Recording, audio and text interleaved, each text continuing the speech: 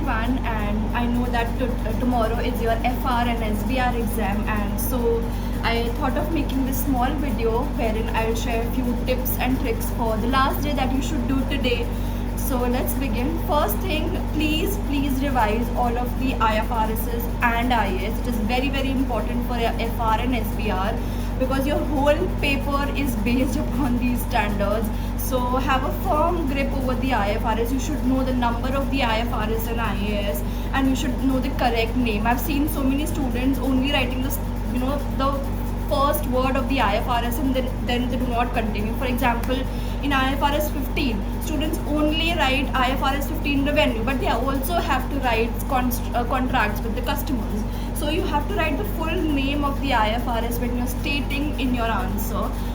That was the first thing. So what you can do is today, please do not do any numerical questions, because then you might get confused, and if you do not know the answer of few questions, you might get confused, and you then will obviously panic. So it is better that you today do the theoretical part of FR and SBR. That is, maybe revise all of the IFRSs and IAS. That is the first thing that you can do. Now talking about your paper, because FR and SBR both are practical based papers, and you will use in FR you will be using Excel in your section C, and SBR of course you have your full paper on Excel. So plot the values carefully. I have seen so many students, they just write the values in the cells. That is not the correct answer, and maybe the examiner doesn't give you marks for that, because that he won't know from where that where that amount came from, right? Either you have to link it to the working that you have done. So for example, if you did a working of non-current assets, for example, you got an answer, you can link that to the main answer. So that can be done, or you can do the entire calculation in that cell only. While doing the entire calculation in the cell, please make sure that you're doing the calculations correctly, because I've seen so many students, they do not use brackets, and that is the reason Excel functionality doesn't work like that. If you have to use the brackets in some cases where there's some complex plus minus or all of these things, right? So use of brackets is important, and that was for the practical part. Also for all the FR students, in the numerical portion, please be very careful about what the examiner is asking you for. For example, if the examiner said कि ये वाली value चाहिए, but then उसके आगे they state the whether they want it in the full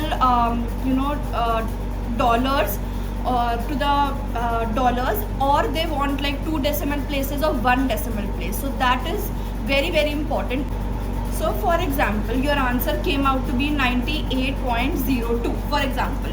Now the examiner has written to the 2 decimal places. So your answer should be 98.02. You cannot round it off to 98. When the examiner has written 98, 1 decimal place, you have to write 98.1, whatever is the 1 decimal place, right? So please do not miss on that instruction which is given to you, because even if your answer is correct but you haven't followed that instruction, the examiner you won't get marks, right?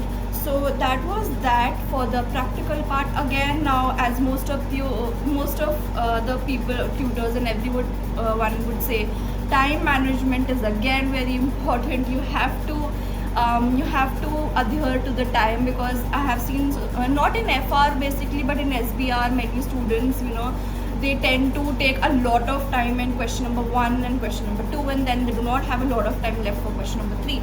So time management is again very important, and that is all I would say for FR and SBR. Attempt the questions in a sequential order. Like I used to attend in like A, B and C in case of FR. So I think that you can do if you are following some other sequence, maybe like backwards or something like that, and that you have more you are more confident in section C maybe, and then you do it first. So please make sure that you have tested that technique out in one of the mocks.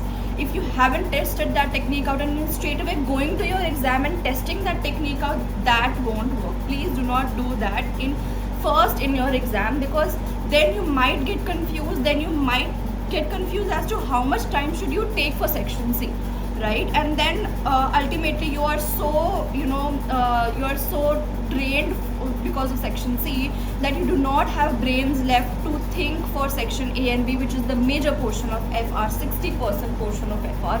So that is the reason I'm saying that please follow the sequence. If you have tried any other sequence before in one of the mocks and it worked for you, then well and good, that works for you.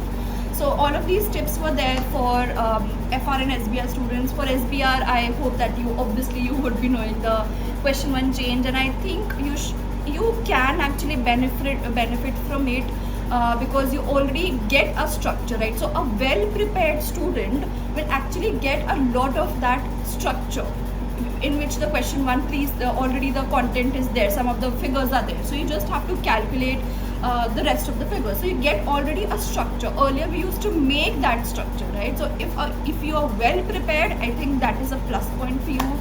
Lastly, formatting is very important. Presentation is very, very important in SBR, especially when you're doing your workings. Make a proper separate column for workings, label those workings. In consolidation, obviously consolidation comes in both FR and SBR, so you should have like a proper grip over the formatting of consolidation workings, because you have like 4 or 5 workings for consolidation, and that is all for the consolidation. Again, please revise all of the workings, because these are very, very important, and it constitutes major portion of your syllabus. And then lastly, I just want to discuss about the interpretation part in FR. Many students are confused as to how can you approach interpretation as well. So it has a very simple rule. You start off by reading the question, you take out all of the figures, all of the ratios. Now for the ratios, it is always important that at least you write the formula not in form of the words. Like if it is, for example, just an example, it is current ratio, right? Your formula is current assets upon current liabilities. You don't have to write that. If you're writing, well and good. If not, then that's also okay. But when you're putting the figures, so for example, current assets is 10,000, current liabilities is 20,000, for example. So you have to write 10,000 upon 20,000 and then the answer. I've seen so many students just write current assets current ratio is equal to 2:1, whatever the ratio is. So that is little, that you can work on the presentation. That is again the presentation part of it. So that was that. And then once you are, you have come out to the ratios of both the years, see what is the differences. So first line can be that it has decreased, it has increased. Now the reason is most important for sure, right?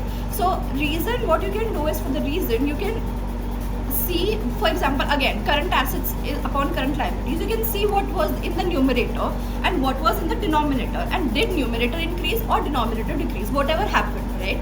So you can actually focus on those, like current assets where you can write ki Q increase, what was the reason why the current assets increased or decreased, and then you can state why the current liabilities or current liabilities decreased or increased. So this is how you can frame the answer in a better way. Why is very important in interpretation, and your presentation is very important in section C, again, as I'm stating.